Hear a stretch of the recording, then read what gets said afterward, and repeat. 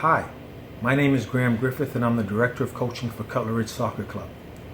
I know there are concerns about how we plan to move forward with our soccer program. In the following video, our club registrar, Deborah Ruiz, will explain our trial procedure and let you know how we are prepared to follow the guidelines of the CDC, the Florida Youth Soccer Association, and the town of Cutler Bay.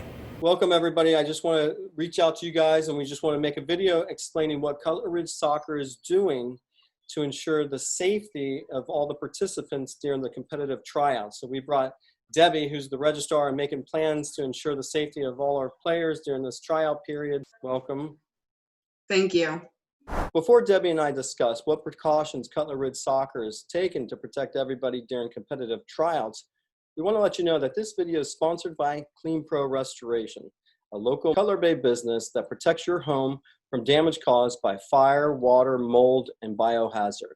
Now, a quick word from Clean Pro Restoration. Have you experienced water damage to your home or business from leaking pipes or rain? Don't let the damage get worse. Call Clean Pro Restoration first. Our emergency response team arrives immediately to assess and document the damage for your insurance claim while fixing the problem to prevent further damage. Each technician uses the latest technology to discover the moisture and minimize the repair area. Only a professional dryout can prevent future mold growth. For new claims, call Clean Pro Restoration first at 305-244-5446 or visit us at callcleanprofirst.com. Can you tell us what precautions you're taking for the competitive tryouts that's coming up soon? Yeah, so one of the first things that we're going to make sure that we do is the social distancing. During the check-in process for tryouts, usually everybody's used to having a long line that they're waiting in. This time what we're going to do is make sure that there are markers for everybody to stand at that are at least 6 feet apart. Not only that, but we're going to have multiple check-in stations so that it's spread out by age group and you're not in one long line waiting. The other thing that we're going to make sure we do is we're going to be taking each player's temperature prior to them being allowed to step onto the field. So we have contactless thermometers. We're just going to scan your forehead, make sure that there's no temperature. As long as they are within the temperatures that are allowed, they'll be given a number and directed about where to go onto the field. Once they're on the field, we're going to make sure that there's no more than 9 players on the field at a time with a coach. Each coach will be wearing a mask, and we'll also make sure that he's practicing social distancing. There'll be hand sanitizing stations all around, and we also ask that each child bring his own equipment. So we'd ask that each child bring his own ball, bring his or her own water bottle, just so that there's not much touching going on of other people's stuff. I know you and I talked about this, but what were some of the concerns that some of the parents had in filling out the surveys? So some of the concerns were the contact. You know, we're trying to limit contact between players.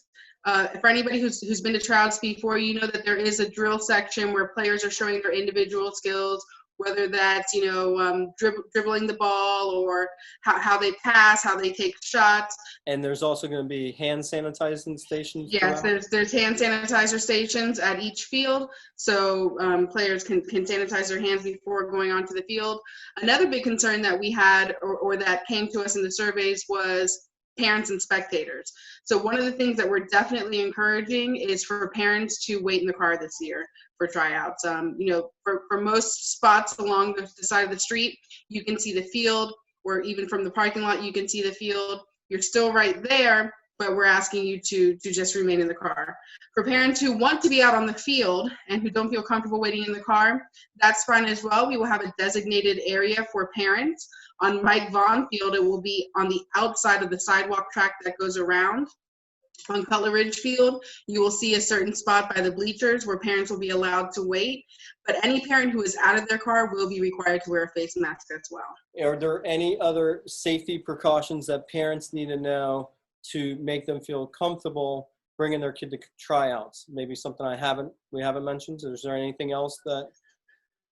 I think that basically sums it up. Temperature checks are important. We're going to limit the amount of players that are on the field at a time. There's going to be different shifts of tryouts, so we're even going to have a path for you to walk if you're exiting or if you're coming in. That way there's less people that you're coming in contact with.